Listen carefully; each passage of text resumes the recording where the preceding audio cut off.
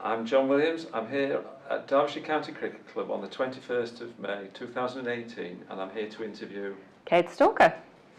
Thank you, Kate. Thank you for coming along today. No problem. For our interview. Kate, you were the physio at Derbyshire County Cricket Club between the years of 2004 to 2008. Yeah. So I started just before the winter season, actually, of 2004. So I started with the academy. Well, perhaps before we get on to your career at Derbyshire, Yeah. we go back to perhaps the beginning. Really. Yeah. You're born in South Africa? Yeah, born and bred. Came over to the UK in 2004, so I'd only been in the UK for 6 months when I started working at Derbyshire. Right. And you obviously came as a physiotherapist, so Yeah. you trained as a younger person as a physiotherapist. Yeah, so I trained as a physio in South Africa, and I worked there for a little while before I came over here. And in the practice that I worked in South Africa, we actually looked after quite a few cricketers. The practice had the contract for the National Cricket Academy at the time, so we used to get a lot of cricketers in through the door. So that was when I sort of first started seeing a lot of cricket injuries, which I quite enjoyed working with. Was cricket still important to you? Yeah, I love cricket. Yeah. So I'm an only child, so Right. if I wanted to spend any time with my dad, Yeah. I would get good at watching sport. So we used to watch a lot of cricket and a lot of rugby, so both of them are really big sports for me to watch. Yeah. And I've always loved my cricket. And from sort of as soon as I was old enough really to go to the cricket on my own with my friends, we used to go. Yeah. So I've spent many an hour sitting at the Wanderers, which is still one of my favourite stadiums in the world, because it's a great place to watch cricket. It's got an amazing atmosphere even when it's empty, and I have been in it when it's empty. We just used to sit on the stands and watch the world go by, and sit in the sun and try and get ourselves on telly. Would cricket be something that girls play? No, certainly not in my era. I mean, obviously there must have been girls playing cricket, but Yeah. there wouldn't have been a lot. Yeah. And it's certainly like I can't think of how I would have got to play cricket. Right. We would have had to seek it out quite purposefully. Yeah. But I used to, we did have cricket at school. The boys played cricket. Yeah. We used to go down to the cricket pitch and watch them. Right. And I have always really liked cricket, and I've always really liked Test cricket unusually, as well as the one-day stuff. I think because part of it's because it's a summer sport and it tends to be warmer and nice and lovely to watch. Not being able to do the maths. Was South Africa playing Test cricket then? Yeah, we were. So I was famously at the Test where Michael Atherton blocked out the end of the Test for 190 odd not out or whatever. Yeah. It's the longest day of Test cricket I've ever been to as a spectator. So we were back in the fold by that stage. Yes. So Yes. So you grew up with a love of cricket and a love of rugby, and then you got into physiotherapy. What took you to that? A couple of things really. I've always been very active and sporty as a kid, and as a result had lots of injuries.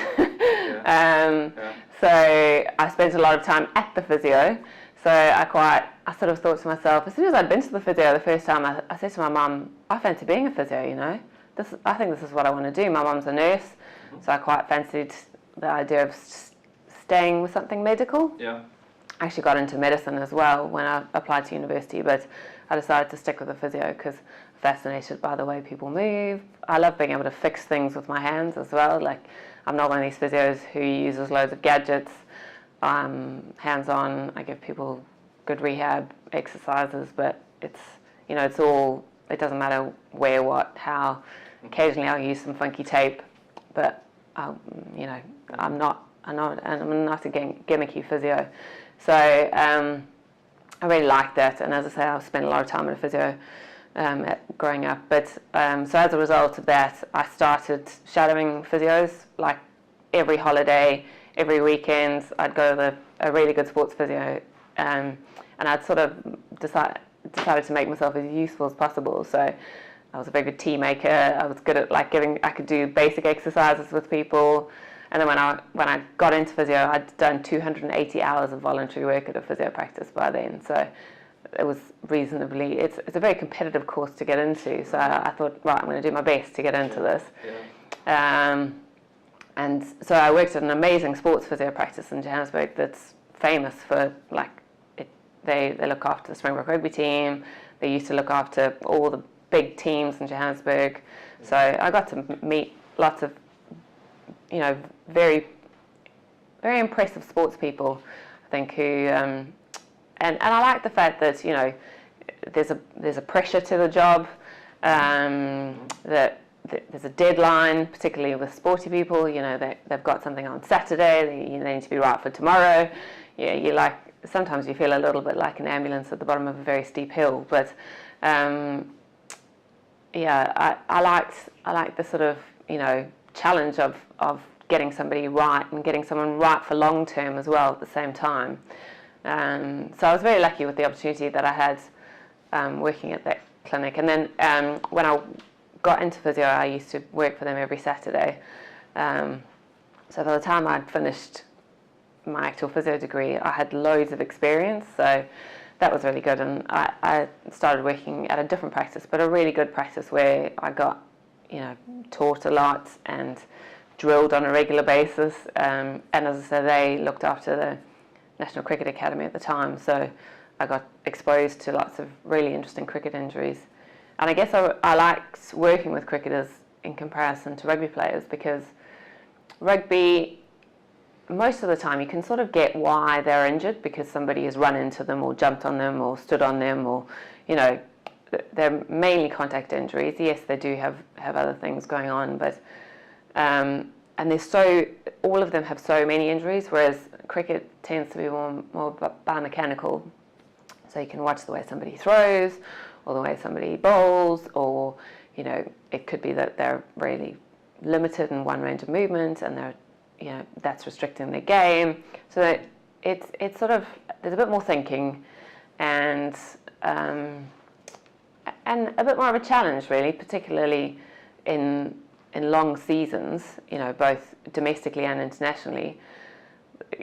It's tough, like back to back, to be able to keep people going. The challenge is real, and cricket isn't the lazy sport that it used to be.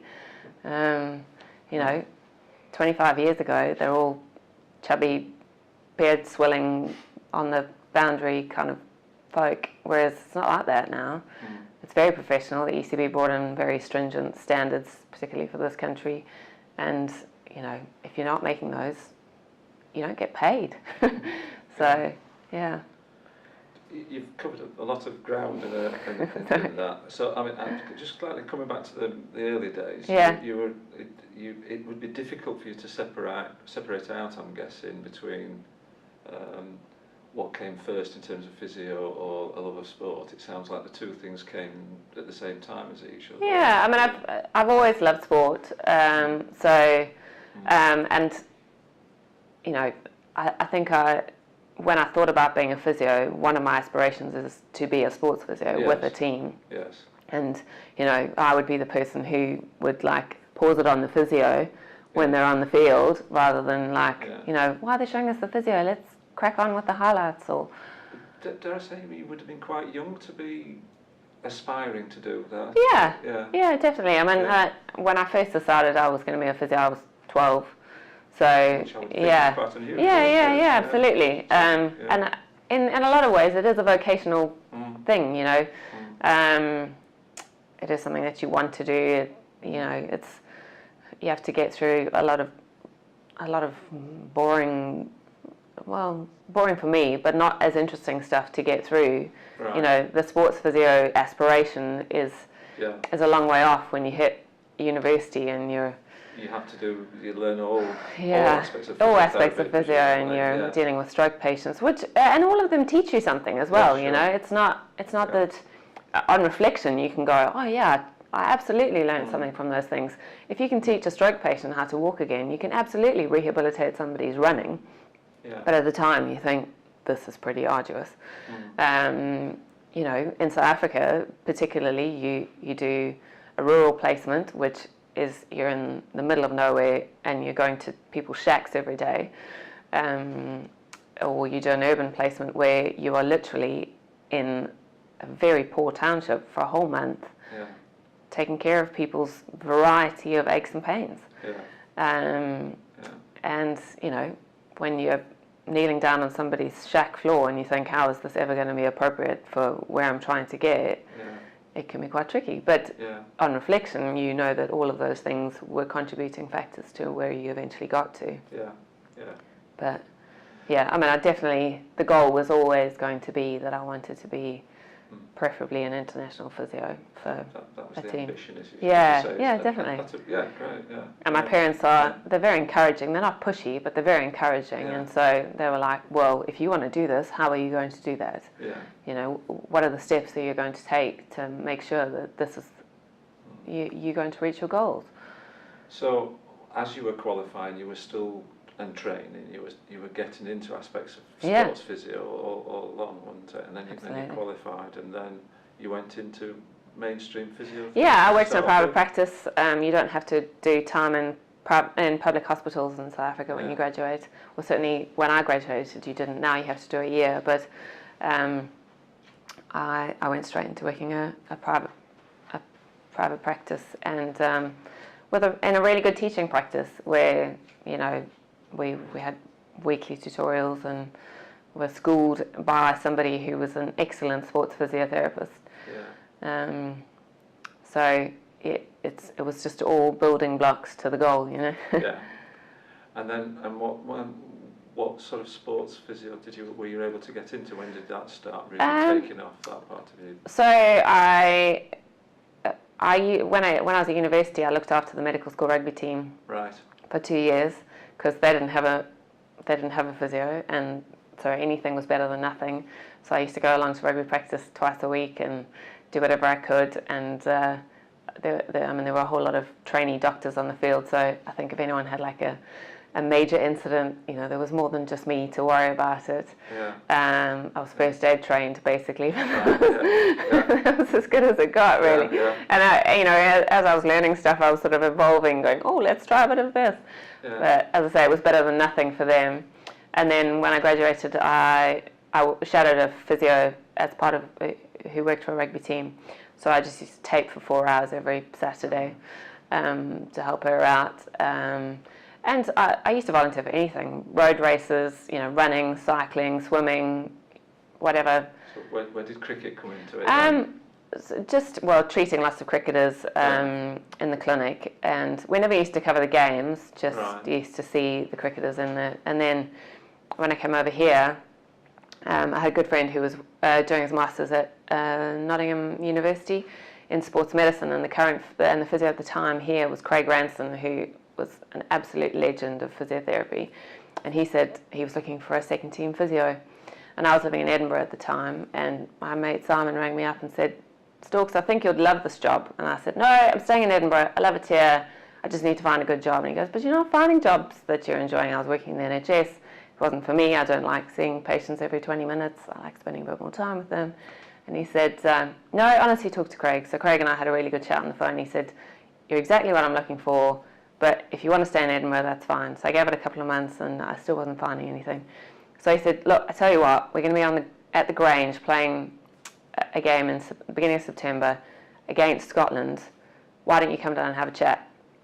So I came down. I effectively had an informal interview on the stands at the Grange, and he was like, yep, if you want to come, that's great. And I was like, well, I have to be out of my flat on Tuesday, so I could come then. This was Sunday. So yeah, I did. I knew someone in Nottingham. I came down and stayed with her for a bit while I found somewhere, and I started that winter with the academy program, and we used to have a clinic on the ground. So that was my first full-time foray into cricket. But before that, as I say, I'd seen a lot of cricketers in our practice. You'd come to the UK to just work, travel, you know. without anything specific? No, I mean, at the time I did a lot of Highland Dancing, which is a bit random, but my dad's Scottish and that's how I'd got into that, Right. which is why I was injured all the time. And so I wanted to dance more, which is why I was living in Scotland. Right. I sat my judge's exam for Highland Dancing up there, and I did really want to see more of the world. My mum's a real traveller as well, you know, she's done loads of independent travel and really inspirational as well, you know. Yeah. My parents are both very encouraging and you know, wanted me to go out and experience things. So I'm lucky enough to have a British passport because my dad is Scottish, and so it's, you know, fairly straightforward for me to come and stay here. Seemed to have this place to start. Yeah, exactly. Yeah. So and then sort of 6 months later, I found myself in Nottingham going, wow, okay.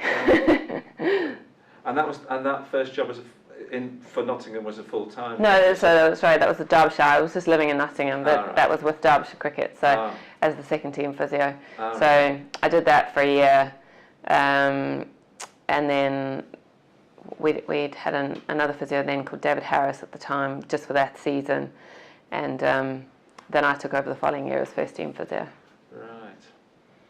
Right.